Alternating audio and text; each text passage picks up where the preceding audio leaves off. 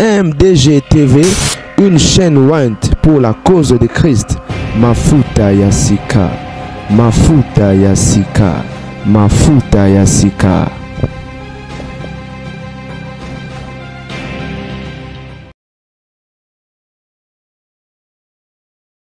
Toloba te. Non, bino bo critica kaka. Botika pe batuba. Je sais pas ce qui va s'animer, ce qui va enjoy, ce qui va s'épeler, ce qui va s'épanouir, ce qui s'épeler à ma bête, mais où s'épeler na nene bande konanga. Michel Bakena au bêta concerne Hilton $200 prix d'entrée. Bande ko paf $200 concert en Nzambe, s'il vous plaît. Concert en Nzambe pour banani bakota. Et le bas frère Patrice Nanzembo na emo kala tant azana frère Luambo. Habitant yo beti concert au tie prix. Babola ba oswala lobi konde nene. Ona bato ba yebarate. Muto yembela Nzambe. Azo évangéliser. A panza sangwa Yesu. A transmettre un message azo teya. Mbote premièrement bandeko bino bolanda biso bo comprendre ba mamsu c'est ça là tellement pas que tant au côté au bande mission bo ça même qu'il faut pesa ba mbote. Moi c'est la grande dame Nzamba pambolela ngabino. Quand de to mesana ko yala ba sango ko pesa ba to li ko sala ba analyse to yeli suna dossier ya Michel Bakenda. A obeta concert $200 bande wona ngai. Na bande ko loba loyembo tant to yembaka. Eza to panza sango. To évangéliser kai pona bato ba yebarate mais na nzela ya loyembo to communiquer ka vie pona muto ko yoka abika azwa bomoi siko tango yo sali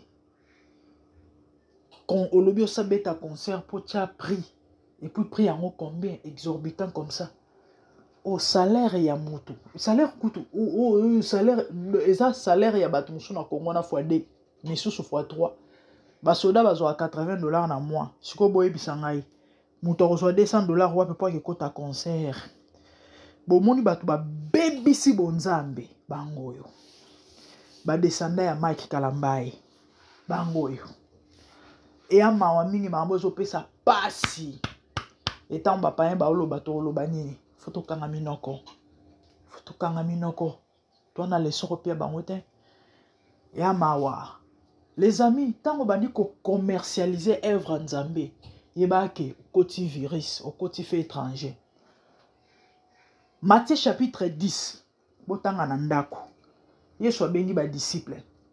Atindi bango mission. Atindi bango désade. Bokende, bote ya liloba na Nzambe, bobenga na milimo mabe, bobenga na ba démon. Bomema elo te, alobi na mene ni bourse, ni argent, ni sac. Car l'ouvrier mérite son salaire. Qu'est-ce que cela veut dire? Lorsque tu sers Dieu, Musala ozosala et a Musala. Et Musala na e futa yo. Je vais m'expliquer comment. Abakisi, alobi, vous avez reçu gratuit, donné gratuitement. Ba don otozala nango, ba talent otozala nango. Neti likabo Michel anango ya koyemba wana. Eza satana te muto apesa e Nzambe. Azwa yango gratuit parce que asa l'effort te asenga yango te à côté yango jeune te ponzamba pesa yango c'est venu comme ça, c'est un don du ciel. Azwa yango gratuit ako commercialiser yango te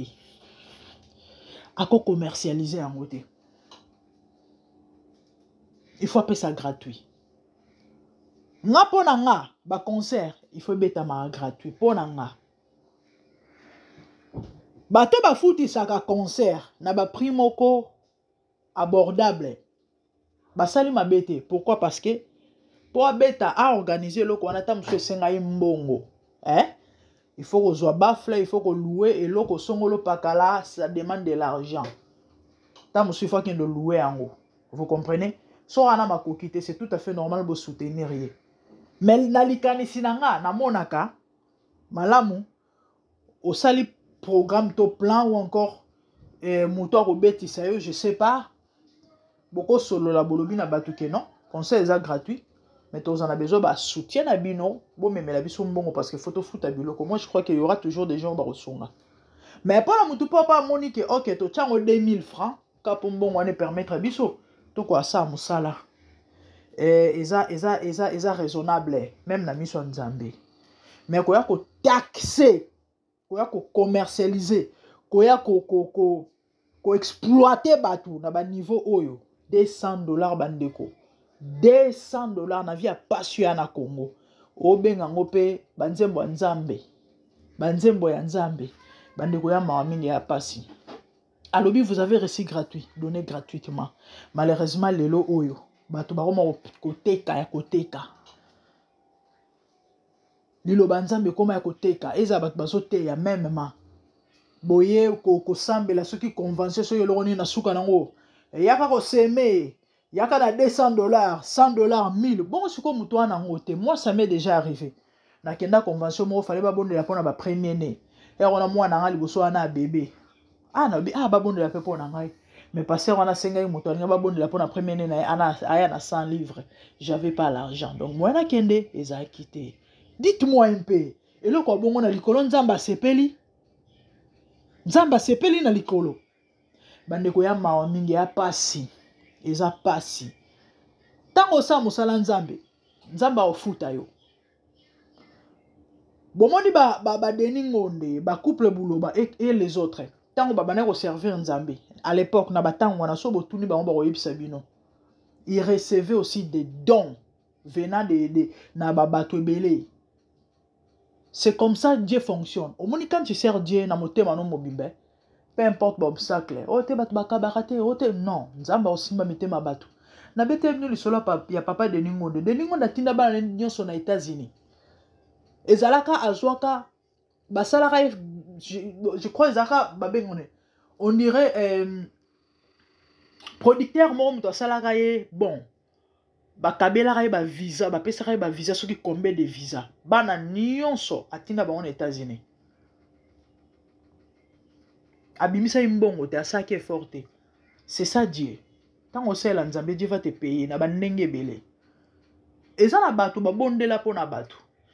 Nzamba simi motema mutu wana ya sengite ba seme voiture. Mususu a seme ndako. Biloko wana ezalaka ebele. Babondeli po na mutu amoni loboko ya Nzambe. Na yebi eza na prophète mo bato bakoyi ba ya na TikTok. Azara aveugle. C'est un jeune homme, hein, à Mukolote. On a plus ou moins 25 ans comme ça, 23, 25 ans. Abonde la pona tata moko a mata grade, azara sui capitaine. Ano mata grade, ta bonde la pona ya koma colonel. Tata na mutole sake. Abi, azanga elo a reliate, ye muto a sale la ke provision. C'est comme ça. Dieu, nzamba sale a fonctionné ba ndenge belé. Abi na ba disciple, l'ouvrier mérite son salaire. Donc musala bozo sala et musala. De bozo sala ngo bozo li futa. Ye mo nzambe muta futa ba oya ye. Ana ba ndenge bela futela ba oya ye. Nzamba na ba ndenge bela futela ka. C'est pas à toi. Ya ko commercialiser ko tia prix na marambo nzambe na musala nzambe. Ozo ke no te ozo senga caché. Ozo ke no yembo ozo senga caché. Mais parmi biloko esilisa ba musicien na biso ngala. Bon, ba musicien na biso penda ba tang bazalaka na ba José Nzita, ba Laurent Mbongo, banani wa ba période wana. Mais parmi biloko esilisa bango ngala ça va ba cacheti. Bazala so ba invité na église mo songolo milulu ezakuna kino $1000. Tant osiko ba to ba se mobiliser ba bi tien trop c'est trop. To mo bimisa ba na biso mo groupe ya église yembi nzamba akozwa lokumu. Ba kota mpiaka. Na ndenge ba conseiller ba na peso ko beta masuna ba potote. Ba komaneti ba to nyonso. Lelo pese $100 a yepa yembi. Nzamba yebi ko silisa bato ngala. Ba Michel. Nzamba zali. Na biloko ba osaba ofuta. Et déjà, place à Nzamba za soutien. Muto abo il faut vous communiquer quoi. Il faut vous communiquer quoi. Bato lo ba Michel Bakenda. Mikolo Leki, je crois que c'était l'année passée vers la fin. Asala ki émission mo pas papi mboma. bande ba posa Michel question Michel abala te to yebi biso nyonso batu ne so azana mwana akoka o répondre na question ana te afentangwa kenda gauche kenda droite ti akima question ana journaliste abomeli ka moto tellement ba yebani bango na bango batu na bango abomeli ka moto kapo a répondre ke na mwana te ou bien na mwana moko il n'a pas pi pourquoi parce que to yebi ka bala te le soir répondre ke na mwana seki achaki zemi ba vi na bango ekomaka yango wana et lelo au concert $200 batba lo baba lo baté et a mawa ya passe kombo eso fingi sama bande onanga nous sommes sauvés pour sauver Yesu avant zon article ba disciple mission alobi na bango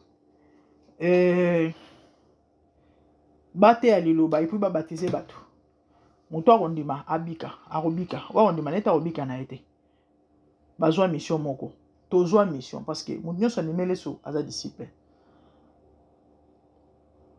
Le fait que yo bika il faut po bikisa bato. Sikoyo Satan pe na ngambu na ye. Tango gagner yo na kana ye. Le fait que okufi parce que tango kela maboko Satana okom mowe biso tango to yeke pa na Yesu to bikaka. Kuna le fait que kuna yo po kufi yo pe fo boma.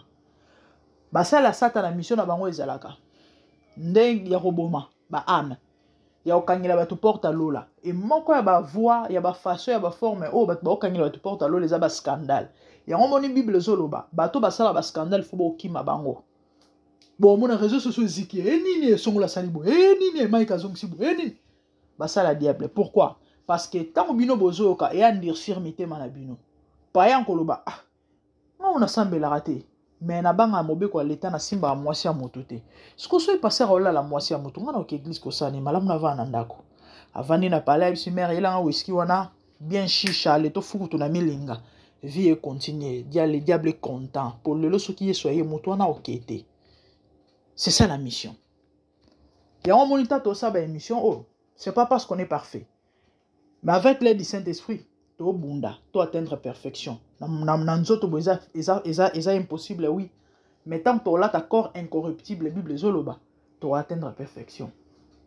mais à condition étant bolelez la malamu parce que l'église qui sera enlevée dit la Bible c'est celle qui sera trouvée sans tache ni ride tache eza lisumu moi na nzambe amuto ko vivre na masumu te so beti le baku telema senga bolimbisi et pas na nzambe continuer marche bongisa kozala na rando nande kona yote koyiba te kolinga mwasa moninga te koza motema mabe te kabaka surtout likambo wana ba chrétien belé bakaba te et belé bakota lola non pas pour cela qui est kobo mais pour azali mabo makasi et belé bakota li fait le pardon non pas pour ayibaki mais pour ando kabate bible elobi na mokolo suka Yesu tango oya aokabola akotia ba brebi na ngambo mususu bataba na ngambo mususu pe aroloba na bantaba boke musika nanga bino bosunganga te na tango apasi na belaka boyaka te na kota prison bosunganga te bo visitanga te et aroloba na bampate bino boya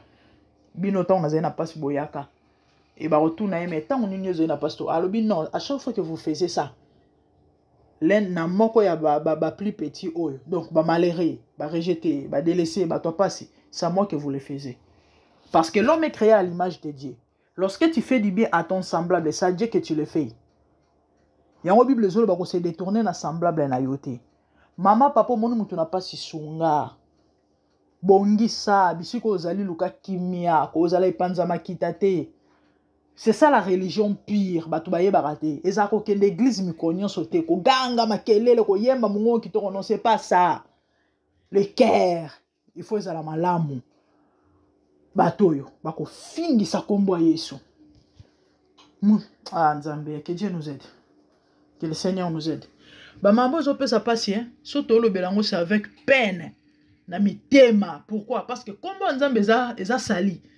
Mwana nini ko sepela bako finga tata na ye. Ye pa beta maboko to azo seka. Mwana morote.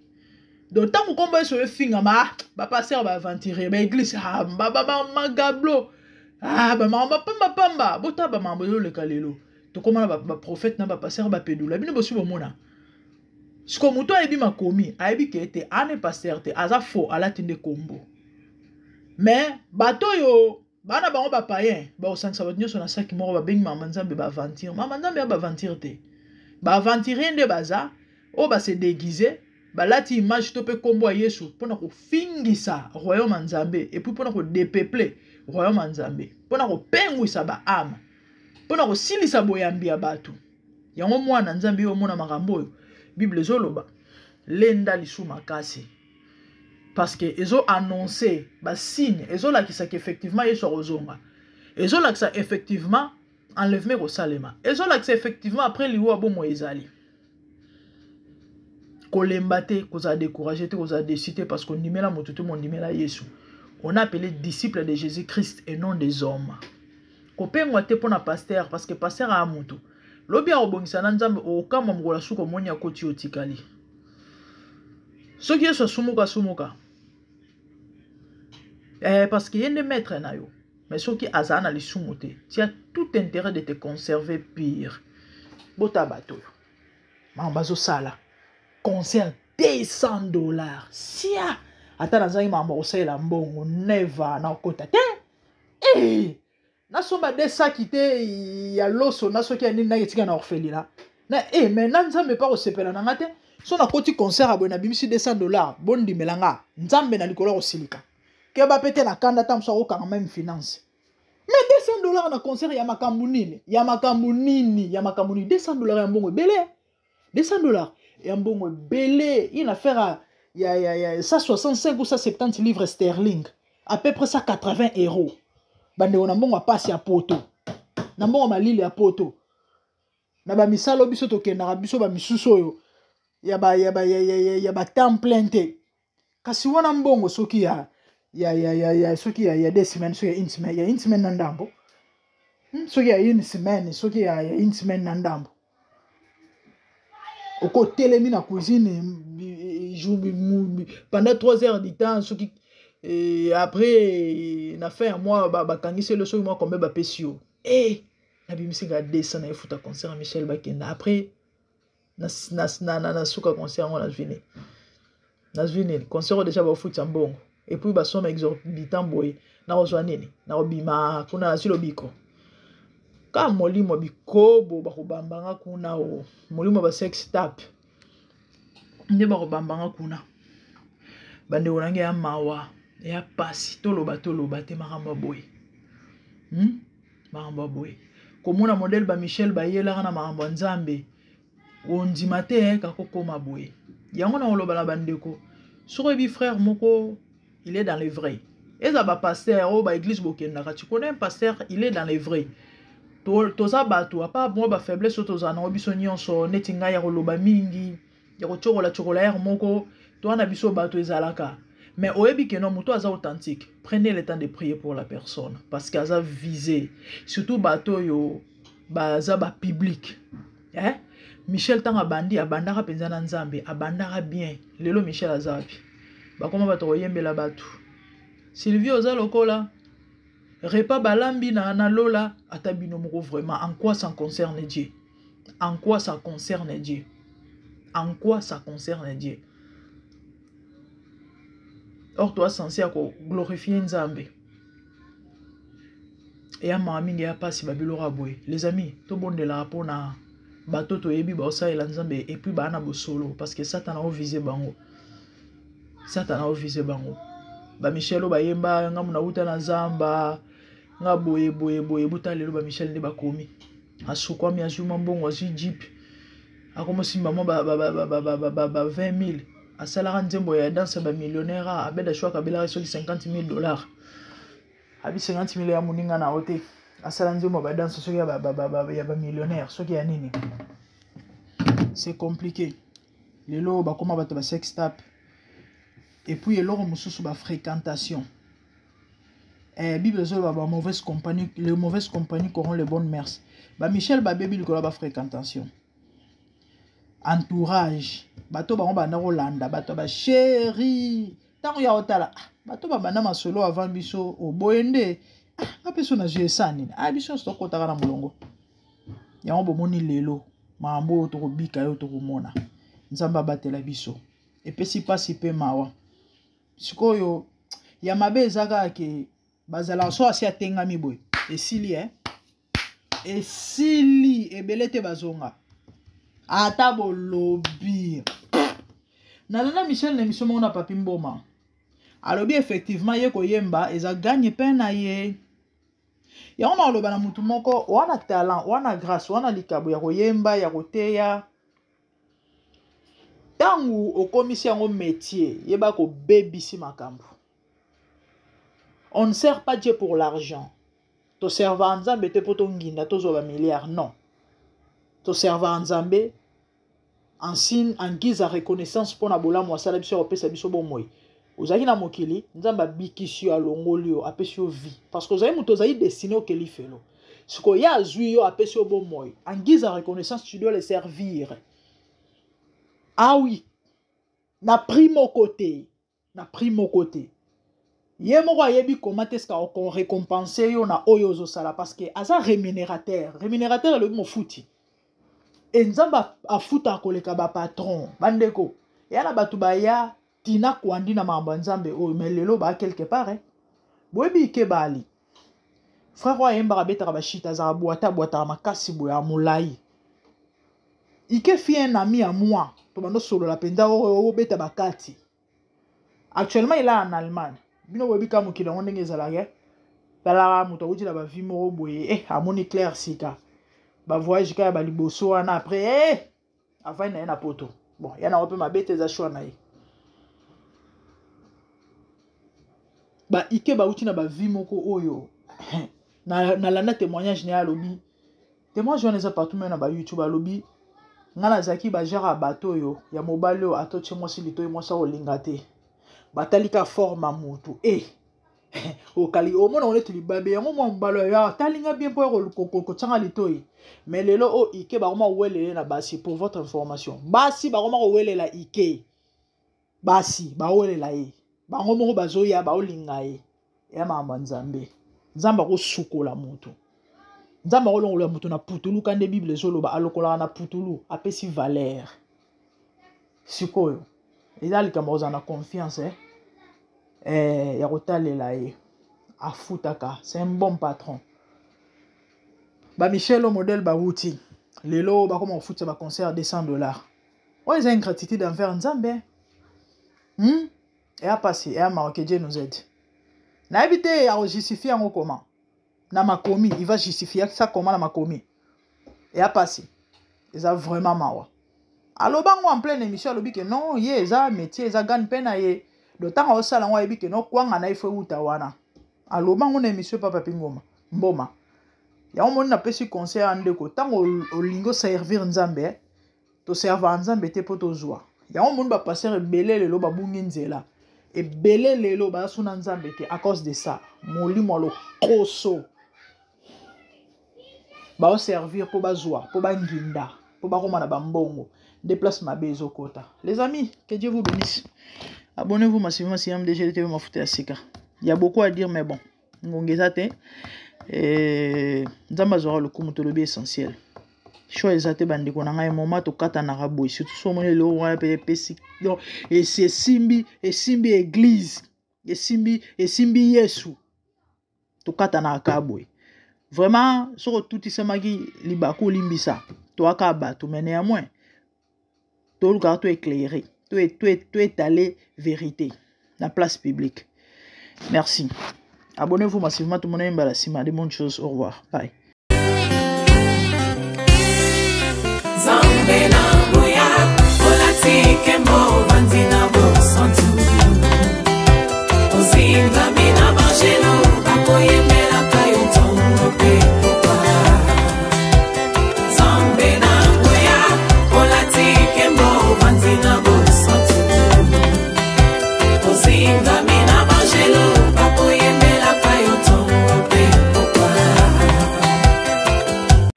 MDG TV, une chaîne Went pour la cause de Christ.